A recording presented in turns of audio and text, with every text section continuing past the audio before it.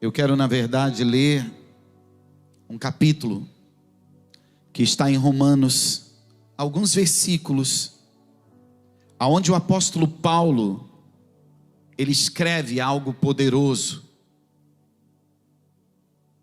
E eu quero que você entenda. A palavra Páscoa, ela significa passar por cima. Quando o povo de Israel estava como escravo no Egito, o Senhor dá uma ordem, e você precisa entender que o Velho Testamento, ele é a sombra do Novo Testamento. Aquilo que acontecia no Velho Testamento era o que iria acontecer no Novo Testamento. Então, o Senhor orienta Moisés a reunir o povo e dizer: cada um pegue um cordeiro, sacrifique ele, pegue o seu sangue, coloque nas portas, e o anjo da morte, ao passar, o anjo da morte ao passar, vai ceifar o primogênito de cada família, de cada animal que está sobre a terra do Egito. Mas aonde tiver o sangue, ele passará por cima. Ele não vai tocar. Então a palavra Páscoa, ela significa isso, passar por cima. Quando Deus envia Jesus, e ele morre na cruz do Calvário e derrama seu sangue, aqueles que recebem a Cristo como seu Senhor e Salvador são salvos, não por aquilo que fizemos, mas por aquilo que Jesus fez, derramando o sangue. E a Bíblia diz que quando recebemos a Cristo, pela graça, aquele sangue é colocado sobre nós. A Bíblia diz que ao homem, por pecar, ele viveria a segunda morte. Mas aquele homem que recebeu a Cristo e tem o sangue sobre ele, a segunda morte passará por cima e não tocará nele. E se ele não morre a segunda morte, ele viverá eternamente com o Senhor Jesus nos céus. A Páscoa, ela era uma celebração que definia entre a vida e a morte. Ouça e guarde isso. Aquele dia específico era o dia que definiria entre vida e morte. A Páscoa, cada um tinha que matar o seu cordeiro e pegar o sangue e colocar na porta de casa. Só fizeram isso quem tinha fé, quem acreditou na palavra, quem acreditou em Deus. Então eu quero que você entenda que a diferença entre vida e morte, entre a prosperidade e a adversidade, entre a saúde e a enfermidade, está a fé. Aqueles que acreditaram em matar um cordeiro, mesmo sem ter condições financeiras, aqueles que acreditaram em pegar o sangue do cordeiro e pintar a porta da sua casa, eles foram livres da morte, da condenação e do juízo. Mas se algum no meio de Israel não acreditou naquela palavra, se algum no meio de Israel não creu naquela palavra, ele viveu a morte. E talvez a gente pense que isso foi lá no passado. Não, não é no passado. Hoje, além de ser o domingo de Páscoa, e a gente está celebrando isso, é o final de um propósito de 40 dias de fé e milagres. Por que a gente fala de fé? Porque a fé hoje, a gente vive a decisão da Páscoa todos os dias. Pela fé eu creio na palavra, pela fé eu confio na palavra, pela fé eu obedeço a palavra, pela fé eu faço o que a palavra me diz. E quem faz isso, o anjo da morte passa por cima, não toca. O anjo da doença, da miséria, da adversidade, da ruína familiar, da vergonha, ele passa por cima. Mas existem hoje pessoas dentro da igreja que não creem na palavra, que não acreditam na palavra e que não fazem o que a palavra declara. Não pense você que você será livre do anjo da morte, da miséria, da vergonha, da ruína familiar. Por que nós temos pessoas dentro da igreja se divorciando, adulterando, vivendo a iniquidade, o pecado? Por que a gente vê pessoas hoje dentro da igreja vivendo ruína, desgraça, vergonha? Porque não entendeu que a Páscoa é a decisão da fé. Naquela noite, se alguém disse: vamos matar o cordeiro, mas não precisa passar o sangue sobre a porta. O anjo da morte veio, matou ou não matou? Matou. Sim ou não? Matou. A gente lê isso e a gente acha que isso está no Velho Testamento. Não. Não está. Aqueles que creem na palavra, confiam na palavra, acreditam na palavra, obedecem à palavra, vivem a palavra pela fé, porque só faz isso quem tem fé. Eles vão experimentar livramento da morte, da ruína, da desgraça, da pobreza, da vergonha. Frequentar uma igreja não muda a vida de ninguém. Jesus morreu e ressuscitou para te dar vida eterna. A salvação é de graça. Ele é a porta. Para você entrar por essa porta é de graça. Mas depois que você entra por essa porta, existe um caminho, existe uma jornada. E esse caminho e essa jornada é marcado por fé e por obediência. Aqueles que têm fé obedecem a palavra, creem na palavra, andam segundo a palavra. E é essa jornada de fé e obediência que te dá vida, que te dá prosperidade, que te dá salvação. É essa vida de obediência. O apóstolo Paulo, ele escreve aos Romanos, mas o capítulo 8 é um capítulo extraordinário. E eu quero que você entenda: quem crê na palavra, quem obedece à palavra, quem anda segundo a palavra, o que Deus tem preparado para ele. Nesse capítulo 8, o apóstolo Paulo libera 4 palavras proféticas. E nessa manhã de Páscoa, nesse amanhecer do 3º dia, aonde celebramos que o nosso Senhor Jesus ressuscitou, eu quero liberar essas 4 promessas, essas 4 palavras proféticas sobre a vida de todos aqueles que receberam a Cristo como Senhor e Salvador e pela fé decidiram obedecer a palavra, caminhar debaixo da palavra, andar segundo a palavra, ser fiel à palavra de Deus.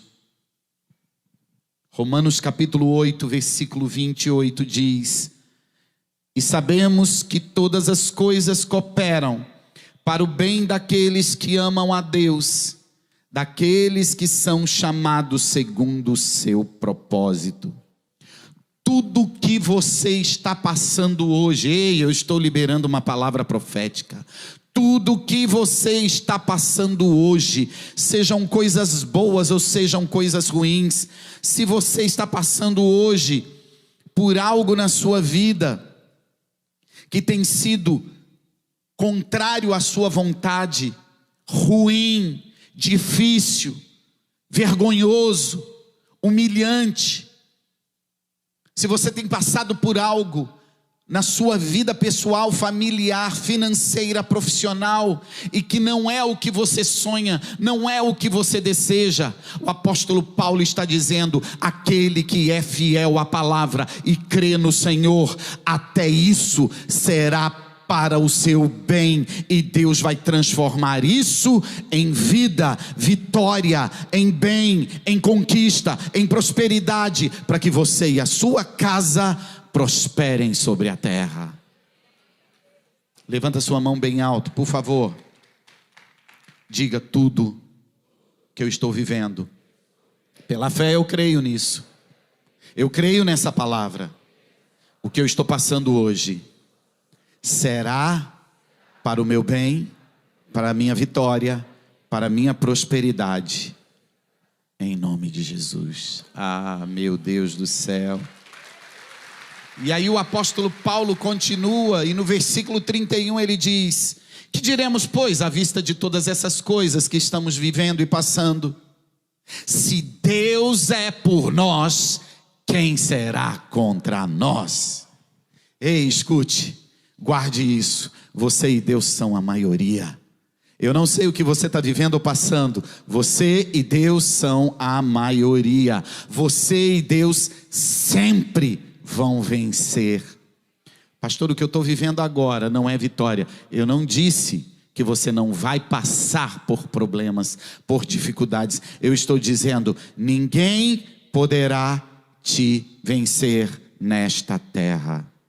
Há uma música que a gente canta e eu gosto muito, que diz que não há noite nessa terra capaz de impedir o nascer do sol e o amanhecer. Não há problema nesta terra capaz de impedir Deus de agir na sua vida. Não houve nada nesta terra capaz de segurar e prender o Senhor Jesus no túmulo. Ei, olha para mim. Não há nada, não houve nada nesta terra capaz de segurar o nosso Senhor no túmulo. Não há nada que você está vivendo. Eu estou profetizando nesse domingo de Páscoa. Ei, recebe essa palavra da parte de Deus. Não há nada que você está vivendo, não há nada que você está passando que seja maior do que o teu Deus, que seja capaz de impedir o teu Deus de te dar vitória. Diga: tudo que eu estou vivendo, eu sou mais que vencedor. Você pode ler isso comigo? Pode ler isso comigo? Se Deus é por nós, quem será contra nós? Não há dívida nem diabo, não há inimigo, não há enfermidade que será contra você. Porque aquele que ama a palavra, que anda segundo a palavra, que crê na palavra, que obedece a palavra, que usa a sua fé, Deus sempre vai lutar por você. E no versículo 32 o apóstolo Paulo diz: aquele que nem mesmo a seu próprio filho poupou, aquele Deus que nem ao seu único filho poupou, mas antes entregou ele num sacrifício na cruz por todos nós, como esse Deus não nos dará também com ele todas as coisas? Ei, quando Deus decidiu entregar o seu único filho para morrer na cruz por você, nada nesta terra ele te negará, porque ele já deu tudo e ele já deu o melhor. Qualquer coisa que você precisa ou pede é menos do que o que ele já te deu, ou seja, é fácil e simples para ele te dar. Meu Deus, alguém está entendendo o que é isso? Aquele que entende o que é a Páscoa crer no Cordeiro, receber o Cordeiro, cumprir o que o Cordeiro disse, nada nesta terra será impossível para você. Levanta a tua mão, por favor, e diga: o meu Senhor ressuscitou, e por isso eu posso conquistar qualquer coisa. Me faz um favor, olha para cima, e disse: Ele ressuscitou, e Ele está nos céus, e deixou o Espírito Santo comigo. Agora, nada é impossível para mim. Qualquer coisa, Ele prometeu, eu posso conquistar. Meu Deus do céu, alguém entende isso?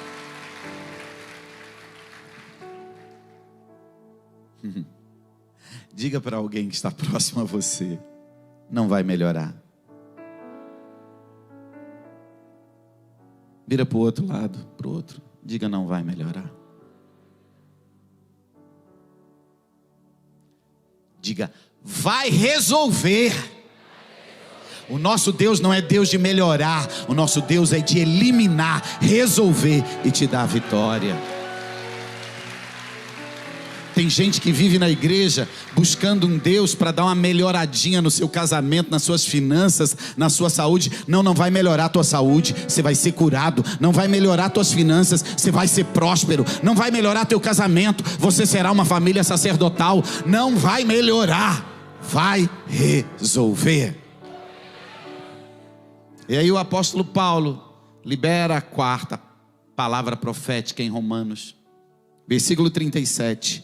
Mas em todas essas coisas, eu, você, nós somos mais do que vencedores por aquele que nos amou, Jesus Cristo de Nazaré.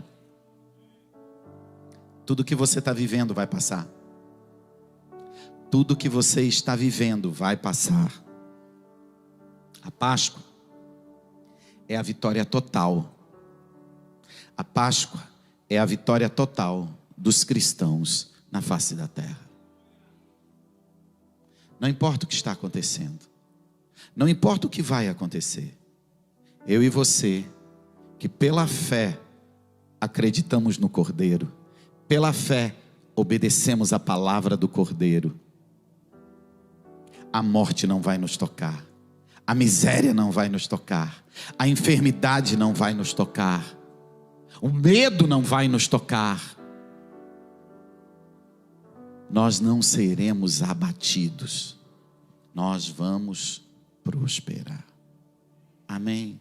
Diga isso, porque o meu Redentor ressuscitou e vive.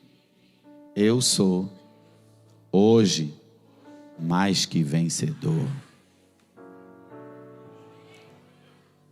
Não foi só ele que venceu no terceiro dia, naquele amanhecer do domingo. Ele venceu para nos dar vitória. Você precisa caminhar nessa terra de cabeça erguida, sabendo que você é mais que vencedor. Use a sua fé para crer no Cordeiro Pascual. Use a sua fé para crer no sangue do Cordeiro. Use a sua fé para obedecer a palavra do Cordeiro. E você pode todas as coisas nessa terra. Amém. Quero que você fique em pé. Naquela noite, havia uma orientação e uma direção. Aquela noite havia uma orientação e uma direção. E é interessante, porque a direção era clara. Mate um cordeiro, asse ele no fogo, seja rápido, porque havia o processo de cozinhar, e isso levava muitas e muitas e muitas horas. Diga, eles não tinham tempo. Deus estava vindo para resgatá-los. E quando Deus vem para resgatar os seus filhos, não tem tempo. Deus quer resgatar eles rápido. Ei, você não entendeu o que eu estou dizendo. Não importa o que você está vivendo e passando, Deus tem pressa em te resgatar. Deus tem pressa em resgatar a tua família. Assa esta carne. A ceia será de pé. Por quê? Prontos para sair da escravidão, rápidos para sair do opróbrio, da vergonha. Coma um pão sem fermento. Isso simbolizava Cristo, porque o fermento na Bíblia, ele simboliza aquilo que leveda e contamina toda a massa. Tocou o fermento na massa, ele leveda, ele contamina toda a massa. O fermento na Bíblia é mostrado como o pecado, que quando toca na vida de um homem, mesmo que seja um só e pequeno, ele contamina a vida do homem por completo. Coma pão sem fermento. Era Jesus, o pão da vida, que não tinha pecado. Comam ervas amargas. Simbolizava o sofrimento dele na cruz do Calvário. Os açoites, a coroa de espinho, a lança no seu lado. Comam a carne do cordeiro assada. E era interessante, porque havia uma orientação clara. Coma a cabeça, as entranhas, o fígado e as pernas assada no fogo. Aqui fala sobre caminharmos como Ele, sentirmos como Ele e termos a mente dele, levar a nossa mente cativa em Cristo. E tomem o vinho, que simbolizava o sangue dele que seria derramado. A santa ceia era pão sem fermento, carne assada, ervas amargas e o vinho. Eram símbolos daquilo que Jesus faria um dia. E aí vem o apóstolo Paulo e diz: façam isso em memória dele, porque ele venceu. Façam isso em memória dele, para que vocês lembrem que vocês têm um pacto de sangue com Deus. Deus decidiu fazer um pacto de sangue com a gente, para apagar, cobrir os nossos pecados, para nos dar vida eterna.